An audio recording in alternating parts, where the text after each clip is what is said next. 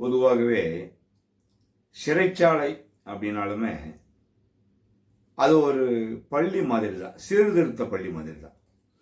இந்த குற்ற செயல்களில் ஈடுபட்டு தண்டனை பெறுகின்ற இளவாசிகள் உள்ளே வந்த பிறகு அவங்களுக்கு நன்னடத்தை பயிற்சி, யோகா பயிற்சி, அதுக்கப்புறம் அவங்களுக்கு அறிவுரைகள் இதெல்லாம் சொல்லுவாங்க. சொல்லி அவன் வெளியே போகும்போது ஒரு மனுஷனாக திருந்தி போவான். அதுதான் ஜெயில், சிறைச்சாலை என்பது அதுதான். அது போட்டு அடித்து வெளுத்து சாகடிக்கிறது கிடையாது. இப்போ அது மாதிரி மாறி போச்சு.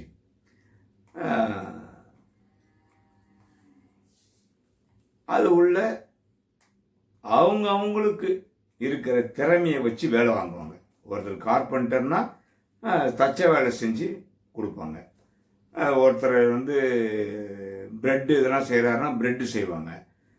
அதுக்கப்புறம் ஸ்டேஷ்னரி ஐட்டம்ஸு, மருந்துகள், இந்த மாதிரிலாம் சிறைச்சாலையில் செய்கிறாங்க. அதே மாதிரி நம்பர் 1 குவாலிட்டியாக இருக்கும். அதில் கலப்படம் செய்கிறதுக்கு வாய்ப்பு கிடையாது, சுத்தமாக இருக்கும். நம்ம புழல் சிறைச்சாலையில் நல்லெண்ணெய், செக்கு எண்ணெய் போய் பாருங்கள், எல்லா இடத்துலையும் விட விலை கம்மியாக இருக்கும் அங்கே, ஆனால் குவாலிட்டியாக இருக்கும். ஆனால் இந்த மாதிரி வாங்குறதுக்கு அவங்களுக்கு ஒரு நாளைக்கு 200 300 சம்பளம் உண்டு ஒவ்வொருத்தருக்கும், சும்மா கிடையாது. அது மாதம் மாதம் சம்பளம் உண்டு அவங்களுக்கு. இந்த மாதிரி தான் அந்த இளவாசிகள் நடத்தப்படுகின்றார்கள். அப்படி இளவாசிகள் சந்தோஷமாக அங்கே இருக்கிறார்கள் என்றால் அந்த சூப்பரண்டு தான் காரணம், அந்த ஜெயில் சூப்பரண்டு தான் காரணம். சமீபத்தில் கோவை மத்திய சிறைச்சாலையில் ஒரு தம்பி ஒரு கொலை வழக்கில் தண்டனை பெற்று உள்ளே இருக்கார். அவர் யாரும் ஏரோநாட்டிக்கல் இன்ஜினியர்.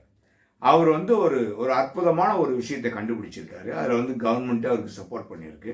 எல்லா விஷயமும் அவருக்கு செய்யறதுக்கு சிறைத்துறை, அரசாங்கம் எல்லாமே பண்ணியிருக்காங்க. அது யார், என்ன செய்தார்கள், மேலும் சிறைத்துறையிலே பல ஊழல்கள் நடந்திருக்கு. அது என்ன ஊழல், எந்தெந்த சிறைச்சாலையிலே யார் யார் செய்தார்கள் என்பதை பற்றியெல்லாம் பல விஷயங்கள் இருக்கிறது. இவை அனைத்துமே நாம் எது நிஜம் நிகழ்ச்சியிலே பார்ப்போம்.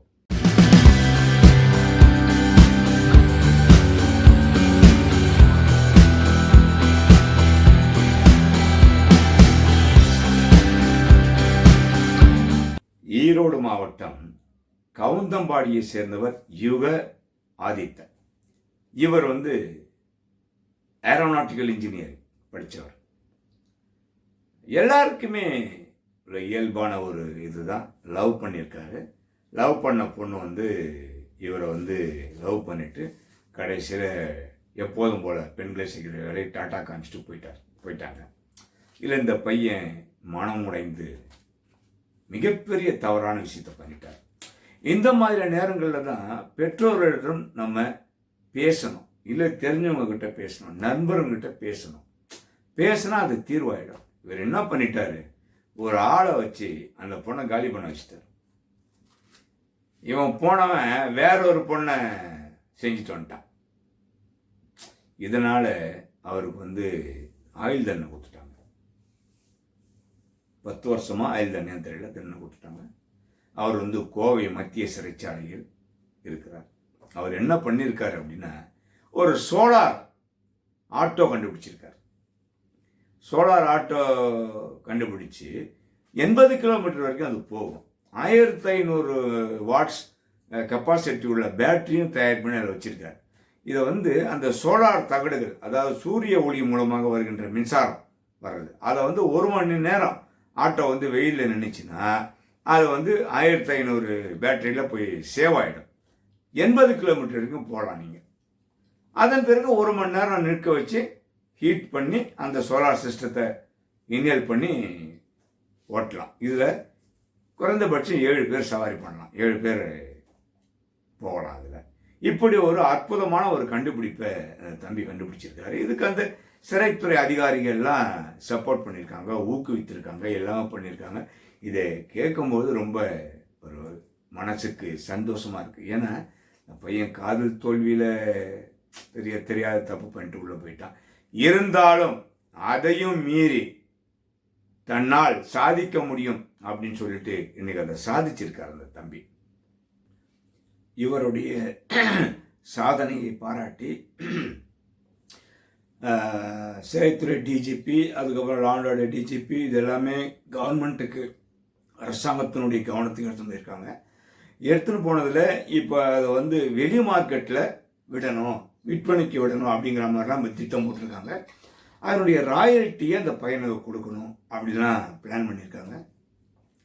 ஒரு அற்புதமான ஒரு திட்டம், மக்களுக்கு நல்ல ஒரு உதவிகரமாக இருக்கும். அந்த பையனுடைய வாழ்வாதாரம் இது மிகப்பெரிய சாதனை இல்லையா? ஒரு அற்புதமான சாதனை. இதற்கு அதிகாரிகள் எல்லாம் ஒத்துழைச்சிருக்காங்க, பாராட்டக்கூடிய விஷயம். இது இப்படி இருக்க அப்படியே ஆப்போசிட் எதிரில் வாங்க, என்ன நடக்குது தெரியுங்களா? கிட்டத்தட்ட சிறைவாசிகள் வந்து பொருட்கள்லாம் தயாரிக்கிறாங்க இல்லையா? இப்போ உதாரணத்துக்கு நல்லெண்ணெய் தயாரிக்கிறாங்க, அதுக்கு எள்ளு வேணும், அப்புறம் சாக் பீஸு பவுடர், அதுக்கு பவுடர் வேணும், இல்லை மூலப்பொருட்கள் இல்லையா, ரா மெட்டீரியல். இந்த மாதிரி ரா மெட்டீரியல் வாங்கினதுல 1.5 கோடி ரூபாய் ஊழல். 1.5 கோடி ரூபாய் ஊழலை யாரு கண்டுபிடிக்கிறாங்கன்னா ஆடிட்டிங் வராங்க. ஆடிட்டிங் வந்து மதுரை சிறைச்சாலையில் ஆடிட்டிங் வராங்க. ஆடிட்டிங் வரும்போது இந்த மாதிரிலாம் ஊழல் நடந்திருக்கு, இந்த மூலப்பொருட்கள் வாங்கினதுக்கு பில்லெல்லாம் பார்க்குறாங்க. அந்த பில்லெல்லாம் பார்த்தா சம்மந்தப்பட்ட நிறுவனம் அந்த பில்லு, அந்த பில்லில் இருக்கிற நிறுவனம் எங்கேயுமே கிடையாது, எல்லாம் போலி ஆகணும். இதெல்லாம் தயார் பண்ணி ஆடிட்டிங் ரிப்போர்ட்டில் கொடுத்துட்டாங்க. அதன் பிறகு சிறையில் இருக்கிற ஒரு 9 பேரை டிரான்ஸ்ஃபர் பண்ணியிருக்காங்க. அப்படி செஞ்சது ஊழல் 1.5 கோடி, அவங்களுக்கு டிரான்ஸ்ஃபர்.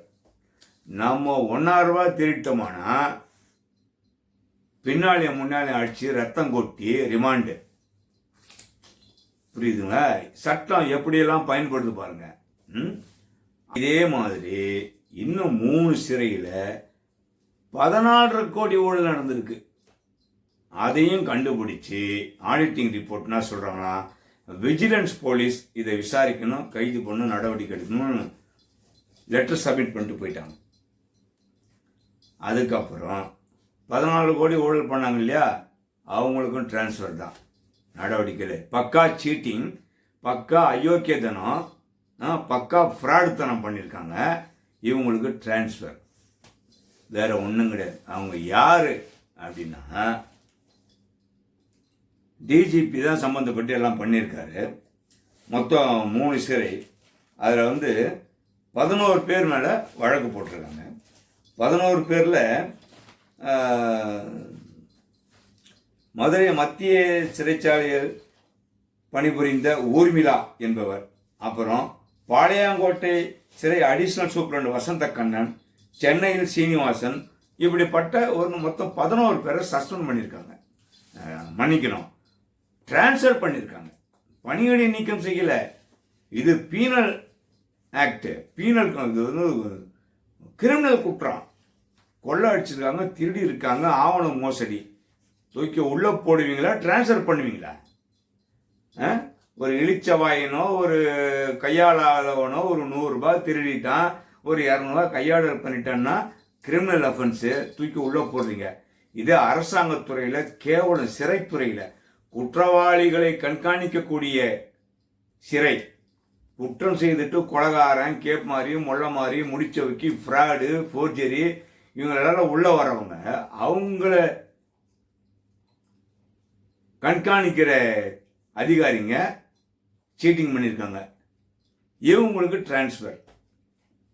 யாரு கேட்கறது? இதெல்லாம் யாரும் கேட்க முடியாது. தூக்கி உள்ள போட்டு முட்டி தட்டி உள்ள போட்டு விசாரணை முடிந்தவுடன் நடவடிக்கை எடுக்கப்படுமா? என்ன இவங்க விசாரணை செஞ்சு கிழிக்க போறாங்க? அப்போ அதே மாதிரி எல்லாருக்கும் பண்ணுங்க. எந்த கேஸ் போட்டாலும் விசாரணை முடிஞ்சு உன்னை கைது பண்றப்பா, நீ போப்பா அப்படின்னு சொல்லி அனுப்பிடுங்க. சட்டம் எல்லாத்துக்கும் ஒன்று தானுங்க. போலீஸ் டிபார்ட்மெண்ட் சொன்னால் சட்டம் திருப்பிக்குமா? சிறைத்துறை அதிகாரிகள் செஞ்சால் சட்டம் வேலை செய்யாதா? கவுந்தடிச்சு படுத்துக்குமா? ஏழை எளியவர்களுக்கும் தலை காய்ந்தவர்களுக்கும் இந்த சட்டம் சரியாக செயல்படுகிறது. அயோக்கியர்களுக்கும் திருடர்களுக்கும் கேப்மாரிகளுக்கும் அரசு அதிகாரிகளுக்கும் இவர்கள் செய்கின்ற ஊழலை தட்டி கேட்க ஜெயிலுக்கு போக எந்த அதிகாரியும் தயாராக இல்லை ஜெயிலுக்கு அனுப்புறதுக்கு. தனக்குன்னா சொல்லுவாங்க, அது அசிங்கமாக இருக்கும் சொன்னால், களை வெட்டணுவாங்க. அந்த மாதிரி உங்களுக்கு ஒன்று, அடுத்தவங்களுக்கு ஒன்று. இப்படி தான் இந்த நாட்டில் நடந்துட்டுருக்கு. ஊழல்வாதி வெளியே இருக்கிறான், தவறு செய்யாதான் உள்ளே இருக்கிறான். பிரச்சனை உங்ககிட்டயே விடுறேன், எது நிஜம்னு நீங்களே கணிச்சுக்குங்க.